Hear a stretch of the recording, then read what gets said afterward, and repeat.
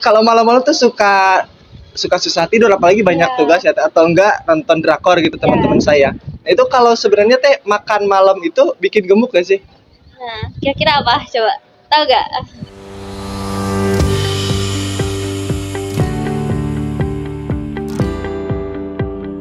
Halo Sobat Nutris, kembali lagi di channel Himagi Unsil.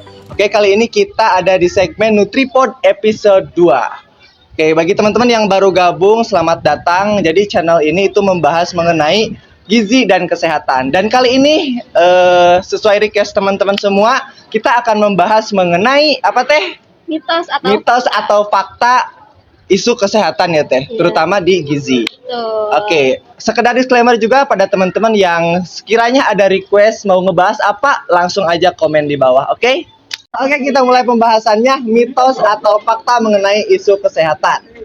Sebelumnya di sini ada Teh Sarah. Teh Sarah ini merupakan mahasiswa gizi ya teh? Ya, betul. Jurusan gizi. Iya. Sekarang angkatan berapa teh?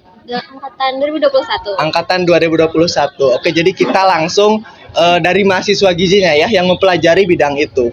Langsung saja. Mitos atau fakta yang pertama. Makan ikan atau anyir ya teh menyebabkan luka susah kering. Mitos atau fakta? Oke teh. Oke, kita langsung jawab aja. Boleh teh. Jadi, sebenarnya itu tuh mitos. Mitos. Why? Ya, karena untuk kan dalam ikan itu kandungan utamanya protein ya. Protein ya. Sedangkan untuk luka pembentukan jaringan yang baru itu membutuhkan protein juga. Jadi kalau misalnya pembatasan ikan, otomatis untuk lukanya pun tidak baik gitu.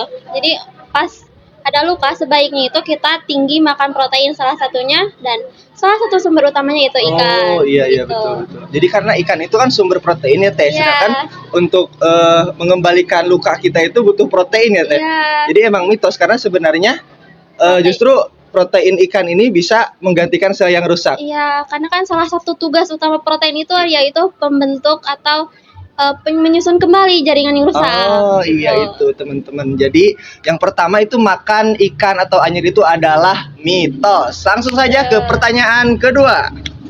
Oke. Pertanyaan kedua, telur menyebabkan bisul. Gitu ya, bener gak?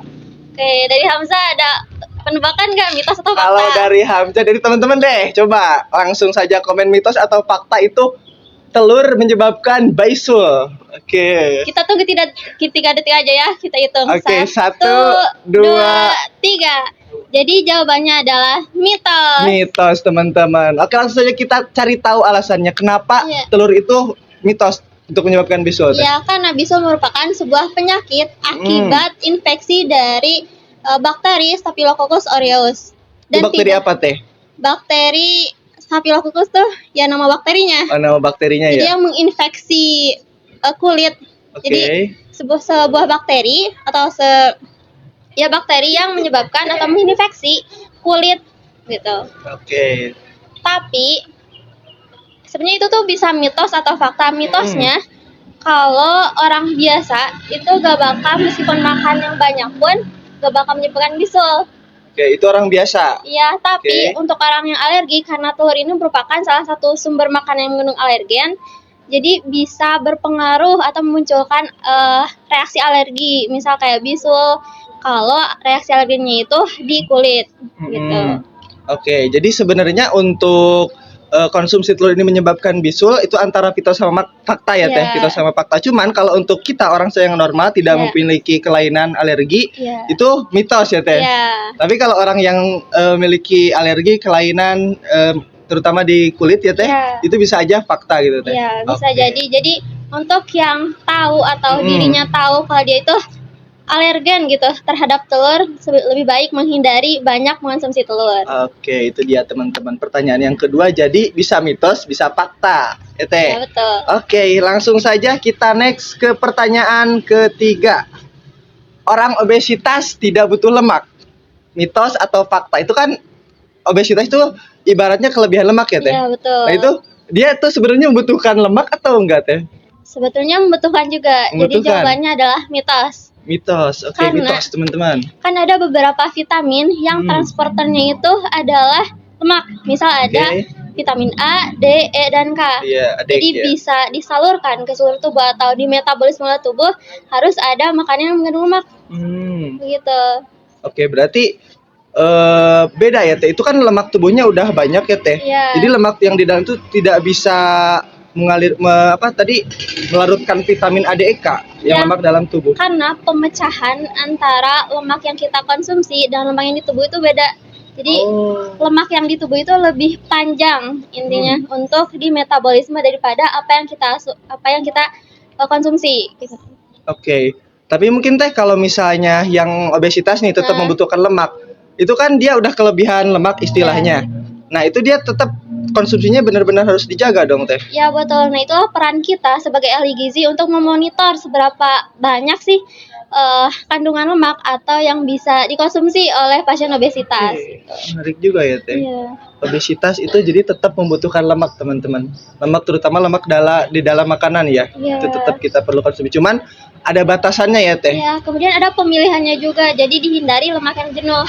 Jadi disarankan itu lemak yang omega 3 atau Oke. lemak tak jenuh. Oke, Jadi- ini Teh boleh di-cut dulu Teh. Oke. Barangkali ada teman-teman yang belum tahu nih Teh. Perbedaan lemak jenuh dan tak jenuh Teh.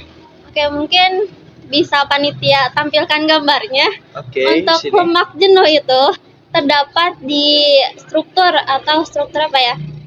Struktur senyawanya Nyawanya. itu tidak terdapat rantai ganda atau tidak terdapat ikatan Ikatan ganda. rangkap ya gitu. Jadi ya ikatan rangkap. Jadi cuma satu si ikatannya teh. Sedangkan untuk ikatan atau asam lemak tak jenuh itu memiliki ikatan rangkap.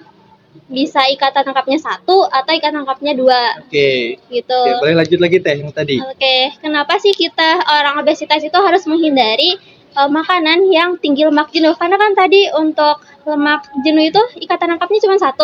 Jadi reaksi metabolismenya pun cepat.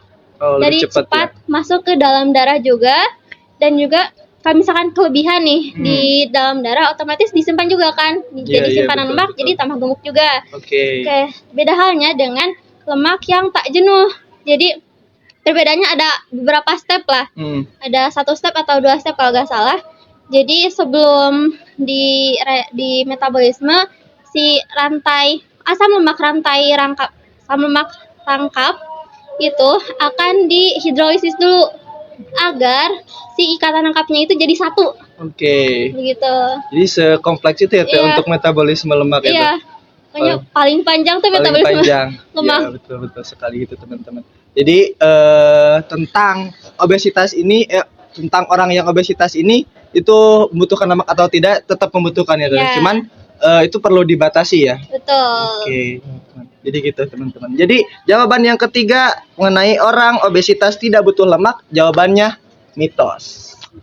Next pertanyaan Teh. Nah ini Teh yang sedang ramai diperbincangkan nih Teh. Apakah sama susu formula itu sama susu kental manis? Sama tidak? Oke. Tujuan dari pembuatan susu formula itu kira-kira apa? Tujuan dari pembuatan susu formula kalau menurut saya nih Iya. Teh, itu untuk membantu apabila ada misalnya nih Teh, kan bagusnya itu kan kalau nggak salah ya Teh, Iya. bagusnya itu kan lebih ke ASI ya Teh. ASI eksklusif itu. Betul. Cuman kan tidak semua ibu itu mempunyai ASI, makanya ada pengganti susu formula Ya, gitu Teh. betul. Jadi tujuannya itu untuk mengganti ASI ya. Mengganti ASI. Kemudian untuk susu kental manis, itu kandungan utamanya kira-kira apa? Kalau menurut saya kalau nggak salah baca nih Teh, gula, bener gak? Betul. Iya. Jadi karena tinggi gula dan si protein atau kandungan-kandungannya itu tidak mencukupi untuk susu kental manis. Oke. Jadi faktanya susu kental manis itu tidak bisa menggantikan susu formula. Karena kan dari susu formula itu bisa mengcover atau setidaknya sedikit mengcover lah asupan bayi yang diganti gitu, yang awalnya ASI eksklusif karena ibunya bekerja atau tidak mempunyai ASI. Nah, bisa diganti dengan susu formula dan bisa mengganti gitu asupan nutrisinya. Sedangkan di susu kental manis karena kandungan utamanya gula dan proteinnya pasti dikit lah, cuma sekian persen, lemaknya sekian persen, dan ya tinggi yang nggak sehat lah untuk bayi. Iya, betul sih. Sedangkan kalau bayi itu kan emang butuh pertumbuhan ya Teh. Iya betul, jadi Butuh nutrisi yang beragam ya. iya, apalagi proteinnya kan betul Iya, untuk pertumbuhan. betul. Oke Teh, mengenai susu formula sama susu kental manis, perbedaan yang paling signifikannya apa Teh dari kedua bahan tersebut? Dari kadar susunya pasti. Ada susunya. Iya. Kalau di susu formula itu lebih banyak apa emang Teh? Ya. Formula itu lebih banyak, pokoknya balance lah Iya, oke. untuk jadi bisa mengganti asupan nutrisi dari ASI eksklusif. Oke, jadi dari kandungannya itu kalau susu kental manis itu lebih banyak gula ya. Iya. Kalau yang formula ini hampir balance Iya. antara nutrisi yang diperlukan khususnya buat anak-anak gitu. Iya. Oke Teh, mau nanya lagi nih Teh, perbedaan susu formula sama ASI itu kan katanya ya, katanya ada beberapa orang yang bilang bahwa ASI ini bisa digantikan oleh susu formula, tapi ada juga yang bilang bahwa ASI ini tidak boleh digantikan sama apapun karena ini sifatnya wajib gitu Teh. Oke, emang yang paling baik itu ketika bayi dikasih susu eksklusif, Oke. karena apa ya, yang alami itu pasti lebih baik daripada Iya, yang betul buatan. sekali. Alami itu Pasti lebih kan? baik, teman-teman. Jadi makanya lebih baik sih anak itu diberikan ASI eksklusif jika memungkinkan. Kan sekarang tuh sudah apa ya, berkembang gitu teknologi. Jadi si ibu itu bisa memompa dulu. Oh iya memompa betul, ASI. ada ya memompa ASI. Iya, jadi bisa ada stok untuk 1 hari, 2 hari, bahkan ada beberapa hari gitu untuk stok ASI. Jadi tidak perlu digantikan oleh susu formula untuk sekarang kan. Oke, paham. Gitu. Jadi teman-teman untuk susu formula dan susu kental manis ini, jadi susu formula itu tidak bisa dan tidak sama dengan susu kental manis. Tapi kalau misalnya ibu-ibu itu masih memiliki ASI, lebih baik menggunakan ASI eksklusif ya, Teh, karena itu lebih alami dan lebih nutrisinya lebih komplit ya Teh. Iya. Jadi Siap. dalam ASI itu pun ada antibodinya. Antibody. Jadi antibodi yang disalurkan dari si ibu ke anak.